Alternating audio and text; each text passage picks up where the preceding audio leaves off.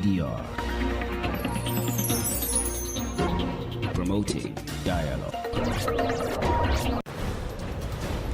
It's 6 p.m. in Dakar and 7 p.m. in Lagos. Good evening and welcome to Newslink on West Africa Democracy Radio, broadcasting on 94.9 FM and around the world at wadr.org. First, our top stories. Nigerian Senate reverses decision to allow e-transmission of election results but remains manual backup. That the presiding officer shall electronically transmit the results from each polling unit to the IRF portal. Students' protest at Sheikh Anta Diop University turns deadly, leaving one dead.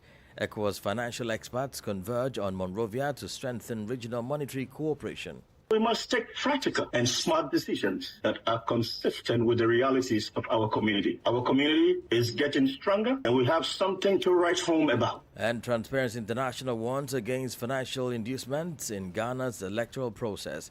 Please stay tuned for details of the stories and more. On the news, this is a more edit. Many thanks for joining our broadcast. Newslink begins in Nigeria, where the Senate has reversed its previous stance on the electronic transmission of election results. This decision came after a heated debate during a plenary session on Tuesday. Citizens, along with civil society groups, have been urging lawmakers to make real-time electronic transmission of election results mandatory in Electoral Act Amendment Bill. WDL's Abuja correspondent Yechino Sasichu reports. My point of order is... After a tense debate marked by disagreements among lawmakers, the Senate moved to clarify its stance, resolving to allow electronic transmission of election results while retaining manual collation as a backup option. The decision follows growing public scrutiny and pressure from civil society groups over concerns that earlier amendments could weaken transparency in the electoral process. Senate President Godswill Akpabio said the reversal reflects lawmakers' commitment to strengthening credibility while ensuring operational flexibility for the Independent National Electoral Commission, INEC. That the presiding officer shall electronically transmit the results from each polling unit to the IRF portal. And such transmission shall be done after the prescribed form EC8A. As part of efforts to fast-track the amendment process, the Senate also constituted a 12-member committee to work with the House of Representatives in harmonizing both chambers' versions of the bill. The conference committee, when you meet, you know that this is a matter of urgency. So I wish you a worthy deliberation with your colleagues. Akpabio expressed confidence that the amended Electoral Act could be transmitted to President Bola Tinubu for assent before the end of February.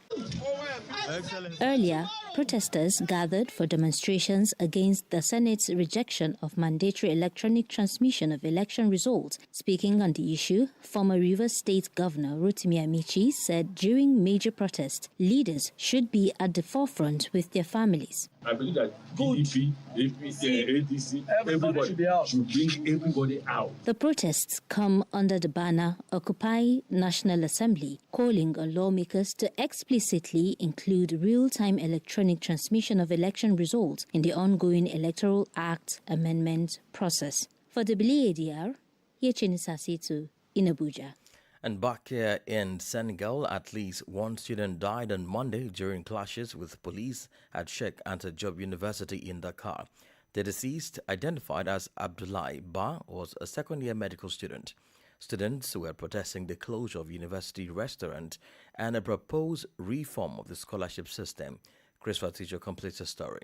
According to multiple sources, the student's death occurred around 6 p.m. Monday's clashes took place inside the university campus, but also on Sheikh Anta Diop Avenue and the Western Corniche of Dakar, causing significant traffic disruptions. Students are protesting the closure of university restaurant and an announced reform of the scholarship system. Protests have also been reported at other public universities across the country, including St. Louis, Thiès, and Ziguinchor. Meanwhile, the Senegalese government expressed its deep sadness following the death of a student at Sheikh Anta Diop University in Dakar and pledged to establish responsibility amid renewed tensions on campus. The government called on all parties to exercise restraint, a sense of responsibility, and calm tensions while reaffirming its commitment to the rule of law. This latest tragedy revives memories of previous deaths linked to student protests in Senegal. In August 2014, student Bassirou Faye was fatally shot during clashes with security forces at Cheikh Anta Diop University, UCAD, during demonstrations over scholarship payments. In May 2018, the death of student Fallou Sène at Gaston Berger University, UGB, in Saint Louis, who was shot during a security operation, deeply shocked the public and reignited the national debate on security measures during the university crisis. Christopher Ticho filed the report. In Guinea, the Prosecutor General's office at the Court of Appeal of Conakry announced the siege of several prohibited items following a surprise inspection and search operation carried out at the Conakry Central Prison. The exercise also led to the transfer of a prisoner deemed threatening. This followed heavy gunfire, which was heard around the Conakry Central Prison earlier this Tuesday. The situation triggered panic in downtown Conakry, where many workers were trying to leave the area for the suburbs. Army armored vehicles and units of the National Gendarmerie Special Forces GIGN were deployed around the prison to secure the area. Elsewhere in the Gambia, the High Court has acquitted former soldier Abdoulaye Sanyang of 2 criminal charges. The court's decision followed the state's failure to prove its case beyond a reasonable doubt. Justice Ibrahima Jaite said there was no credible evidence linking Sanyang to the arson attack on the Alliance for Patriotic Reorientation and Construction APRC National Bureau in Kanifing South. The court also dismissed a charge of interfering with judicial proceedings. WDL's Banjo correspondent Sangdana Mendy reports.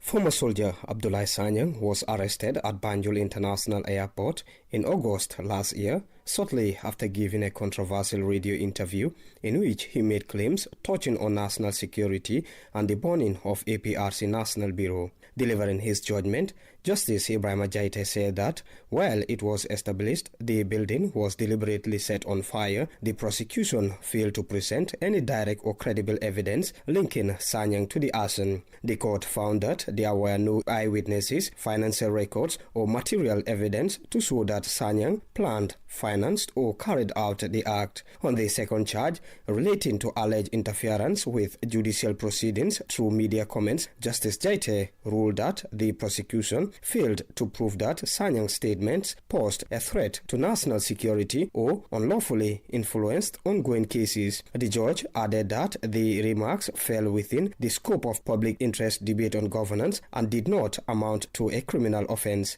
Following the acquittal, State Counsel indicated an intention to appeal and requested that Sanyang be remanded in custody pending the appeal. Justice Jaite denied the request and instead granted bail in the sum of $50,000, which is equivalent to $695.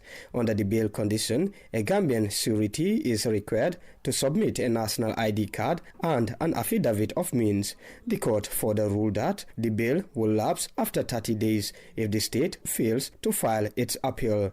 For Newslink on West Africa Democracy Radio, I am Sangdana Mendy, reporting from Banjul. More stories coming up on West Africa Democracy Radio. Newslink continues. And for more news, the president of the Togolese Council, Faure Gnassingbé, and Congolese President Felix Tshisekedi are meeting in Luanda, Angola, to address the crisis in Eastern Democratic Republic of Congo. The two leaders are also holding talks with Angola's President João Lourenço, who currently chairs the African Union. The discussions aim to explore African-led solutions to the decades-long conflict in Eastern DRC. This high-level meeting comes just days ahead of the African Union Summit of Heads of State and Government in Addis Ababa, Ethiopia. Augustine Kuli tells us more. The objective is to encourage collaboration among all parties within the mediation framework to enhance the coordination of regional and continental mediation efforts. It will also be important to harmonize parallel initiatives such as those spearheaded by the United States through the Washington agreements and others led by Qatar with the Doha talks. The mediation mechanism is organized around several thematic hubs, each being overseen by former African heads of state. The military component will be managed by former Nigerian President Olusegun Obasanjo, while the humanitarian aspect will be led by former Ethiopian President Sahle-Work Zewde. Dialogue with local armed groups will be facilitated by former Kenyan President Uhuru Kenyatta, and regional economic cooperation will be the responsibility of former Botswanan President Mokwetsi Masisi. Issues concerning civil society and national reconciliation will be monitored by former Central African President Catherine Samba-Panza. The Joint Secretariat tasked with ensuring the technical coordination of the process will be led by the Togolese mediator, along with support from the African Union, the East African Community, the Southern African Development Community, and the International Conference on the Great Lakes region. The African Union Commission will also coordinate with international partners, including the United Nations, Qatar, the European Union, and the United States. For the African Union, the challenge is significant to demonstrate that it can provide a coherent and credible homegrown solution to a crisis that threatens the stability of the entire Great Lakes region. Augustine Coley filed that report. Meanwhile, your dialogue radio, West Africa Democracy Radio, is in Addis Ababa, the Ethiopian capital, for the 39th AU Summit. This occasion will bring together regional leaders and governments around the theme assuring sustainable water availability and safe sanitation systems to achieve the goals of Agenda 2063. The summit, scheduled for February 11 to 15, 2026, is the first time the continental body will meet to discuss the water crisis the continent faces at a time when climate change, insecurity, and other human-induced factors put the lives and livelihoods of millions of people at risk. Beyond water, WDL's Abdullahi Hassan, who is at the AU headquarters, reports that hopes are high for the discussions to be held on other issues such as regional integration, rising youth unemployment, the migration crisis, political instability, and more. His report. The summit in Addis Ababa today comes at a critical time that water crisis almost intersect with all other areas or core pillars of the African Union Agenda 2063, from peace and security to good governance, economic integration, and of course the major theme here, the Africa we want. Last year, there was an AU investment summit on water in South Africa. A declaration was reached known as the Cape Town Declaration that says for every single year, African countries should at least mobilize $30 billion to bridge the funding gap in providing affordable and portable drinking water to populations. Where are we at today? What are some of the policies and reforms that countries have looked at in the last decade that are not working, and where we need to move away from commitments and pledges to action? Beyond water, this also is a crucial moment for regional leaders to look at the rising insecurity. You can talk about West Africa in parts of northeast, northwest of Nigeria, where you have terrorism and banditry, to the AES region, where you have the spread of violent extremists affiliated with Al-Qaeda or the Islamic State IS. You can talk about the war in Tigray today as we speak in Ethiopia. You can talk about Sudan, Somalia, Mozambique, DRC. This is a crucial moment for leaders to decide the future of Africa, where peace and security will prevail, devoid of unconstitutional changes of government, and where there is respect for the rule of law, protection for human rights, and that democracy is the order of the day. Abdullah Hassan there reporting from the AU headquarters in Addis Ababa. Do stay here with us on West Africa Democracy Radio for the full coverage of that summit. Meanwhile, financial experts and policymakers are meeting in Monrovia, Liberia, to strengthen economic stability and cooperation across West Africa. The gathering taking place at the Central Bank of Liberia highlights the commitment of ECOWAS member states to deepen monetary policy coordination and confront key economic challenges facing the region. Discussions are centered on harmonizing financial strategies and promoting sustainable growth amid ongoing global economic uncertainties. WDL's correspondent Abraham Parker reports. This is the second ordinary joint meeting of the Economic and Monetary Affairs Committee and the Macroeconomic Policy Technical Committee of the ECOWAS Commission, along with the Operations and Administration Committee of the West African Monetary Agency. At the start of the event, Liberia's central bank governor, Henry Samoa, highlighted the importance of regional collaboration in achieving economic resilience. He emphasized the necessity for coordinated efforts to address inflation, promote financial inclusion, and ensure macroeconomic stability across ECOWAS member states. Regional integration is not merely a policy agenda. It is a moral obligation to future generations. Together, we can and must transform convergence into credibility. For his part, the Director General of the West African Monetary Agency, Boema Kamara, discussed the progress made in the ECOWAS Monetary Cooperation Program and the challenges that remain in achieving a single currency for the region. We must take practical and smart decisions that are consistent with the realities of our community. Our community is getting stronger and we have something to write home about. These engagements, expected to run until February 13, include the opening of 3 key sessions: the College of Supervisors of the West African Monetary Zone, the West African Institute for Financial and Economic Management, and the College of Insurance Supervisors of the West African Monetary Zone. The outcomes of this meeting are anticipated to inform policy decisions and initiatives aimed at fostering greater economic cooperation and prosperity in the region. For Newslink on WADR, Abraham Parker, Monrovia. We cross over to Ghana, where Transparency International is warning that the increasing boldness of inducements poses a serious threat to public confidence in the nation's electoral process. The anti-graft organization criticizes alleged vote buying during the February 7 parliamentary primary organized by the ruling National Democratic Congress, NDC, in the Ayawaso East constituency. Transparency International Ghana is now calling for punitive action against those involved, institutional reforms within political parties, and swift criminal investigations to deter future abuses. From Accra, WDL's correspondent Nadi Detete reports.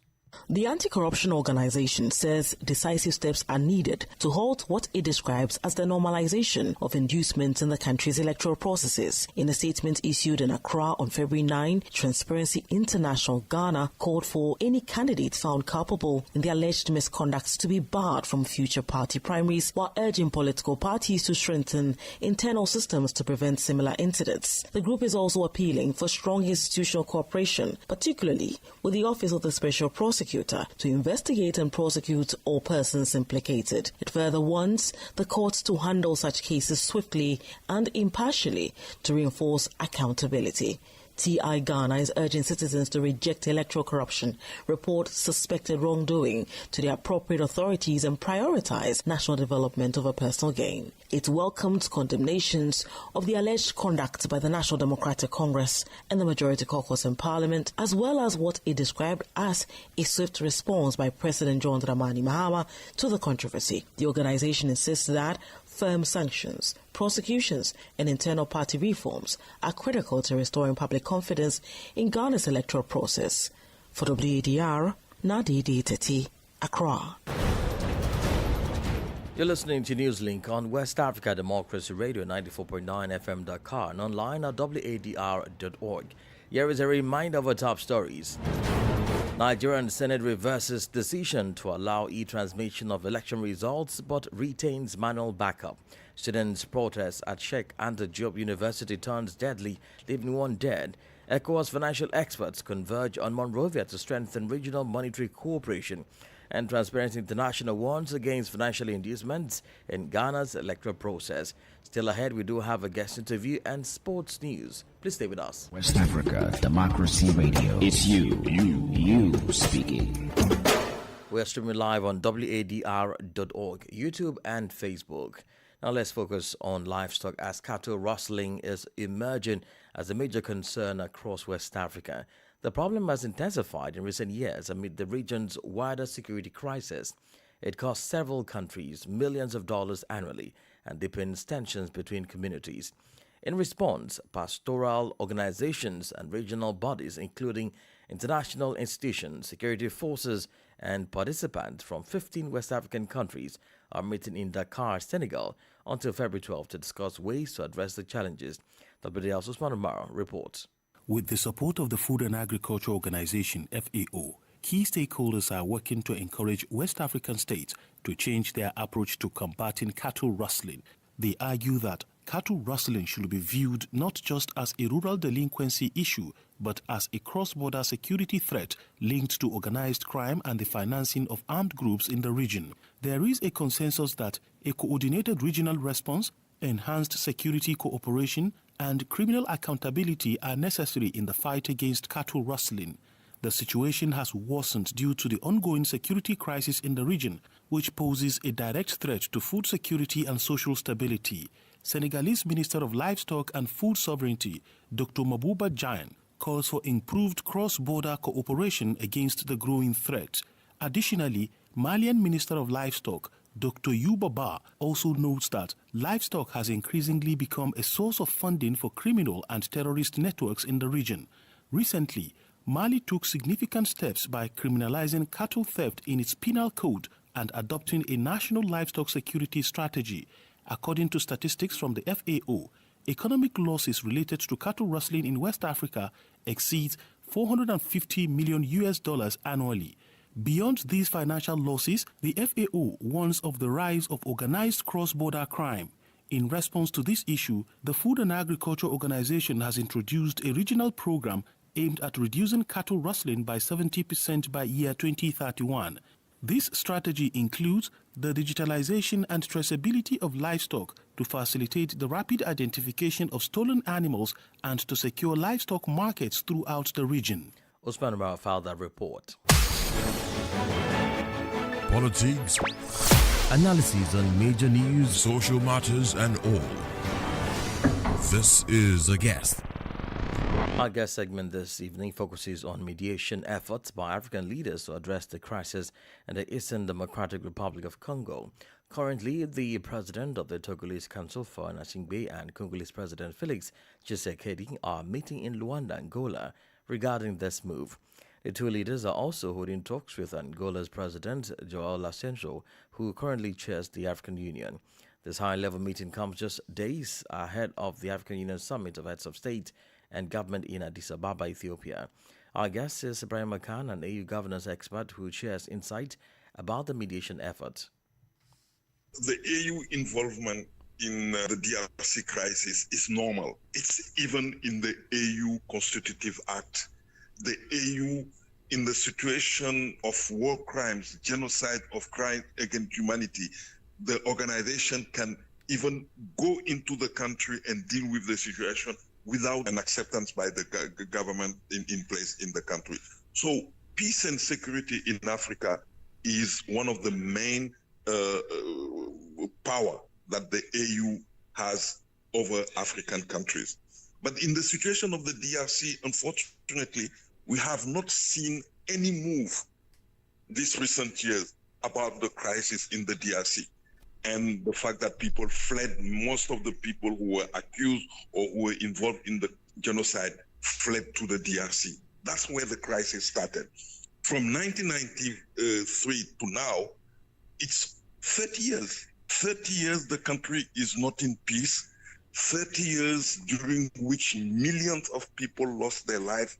30 years of which the crisis limited first to DRC, Burundi, and Rwanda now has expanded to the whole region. So this situation needs to stop. And all the effort that the AU has put in place at the moment to deal with the situation has fallen. Why is this meeting in Luanda significant ahead of the AU summit? Well, this meeting is significant simply because the AU has to show that something is done to really deal with the situation of the DRC. We can't continue to accept a situation whereby African issues are sorted out outside of the continent and are sorted out by people who have an economic interest on the continent.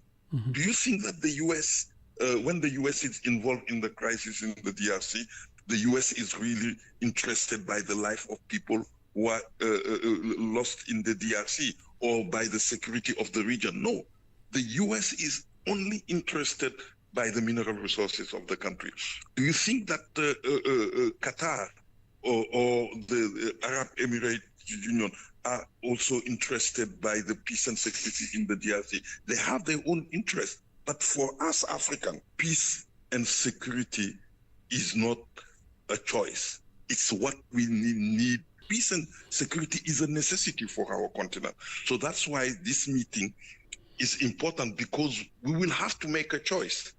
Either we want to change our continent for the benefit of our population, or we continue this kind of initiative, action, and all this strategy, and we will continue to sit down and look the death and deal with all these bad situation of our continent.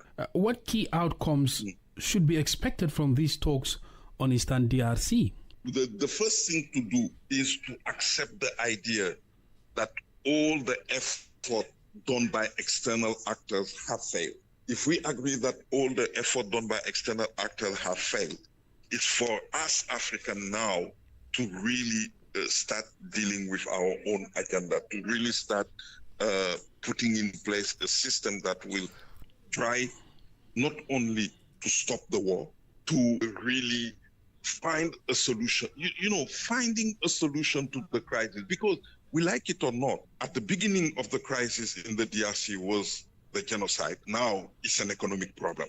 How do we really set up a system where, economically speaking, it will be at the advantage of the government of the Rwanda, at the advantage of the other government of the region, and at the advantage of the government of the DRC? Because if we don't do it, it's other actors that will come to Africa, take our resources and do what they want with our own resources. So I think this meeting needs to really come up, change the whole rationale about this crisis, and start really dealing with the serious issues in a more elaborated way than before. Ibrahim Khan is an AU governance expert. And in sports, South Africa began their T20 World Cup campaign in style, beating Canada by 57 runs in Ahmedabad. The Proteas posted a tournament high 213 for 4, led by Aiden Makram's 59, before Lungi Ngidi struck early to leave Canada struggling. Despite resistance from Navdeed Dhaliwal, Canada finished on 156 for 8. The win lifts South Africa level with New Zealand at the top of Group D. They face Afghanistan on Wednesday, while Canada play the UAE on Friday. In the meantime, members of the CAF Executive Committee are arriving in East Africa ahead of a key meeting in Dar es Salaam, Tanzania on Friday. The meeting will be chaired by CAF President Dr. Patrice Motsepe and followed by a press conference. The discussions will cover several important matters and mark a major step in the countdown to the East Africa hosting the 2027 CAF Africa Cup of Nations across Kenya, Tanzania and Uganda. And we've come to the end of this edition of Newslink on West Africa Democracy Radio, broadcasting from Dakar, Senegal. Thank you for listening, and many thanks to Ismaila Kamara and Maudaju for the technical support. Let's keep the conversation coming on all of our social media platforms, X, Instagram, TikTok, and Facebook at WADR English. I am Imo Edet. Good evening. And many thanks to you for listening to Newslink via Hot 104.3 FM, New Imi FM 94.0, Hilltop Radio 104.7 FM, and Veritas Radio 102.9 in Banjul, the Gambia. We also appreciate our listeners in Liberia via Alternative Youth Radio 98.9 FM, Lofa County, Radio Kagama 94.5 FM, Nibe County, DCN Radio 91.9 91.3 FM, Riverside County. Wakat FM Radio, Baga, Liberia. Radio Gulf FM 91.3 Sierra Leone in Nigeria, and Love 104.5 FM Abuja. For you listening via Radio Pad 95.1 Damango, Savannah region, and on Royals FM 104.7 Wenchi, Ghana, we say a big thank you. Remember, West Africa Democracy Radio is all about you, your views, and your opinions.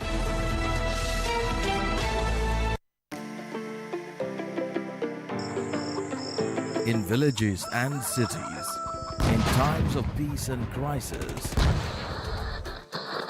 radio gives everyone a voice.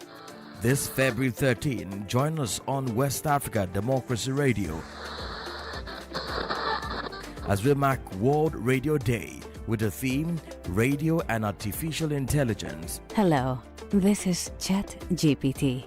Tune in for special reports, features and interviews from 9 to 10:30 a.m. Follow our panel discussion in French with journalists and radio experts on how AI can be more useful for radio. From 10:30 to 12, follow the same discussion in English. In the afternoon, this February 13, 2026, follow our outdoor broadcast with Journalists Active and take the lead, focusing on radio and AI. Join us in celebrating radio as a tool for democracy, culture, and community among West Africa. West Africa Democracy Radio, 94.9 FM Dakar. It's you speaking.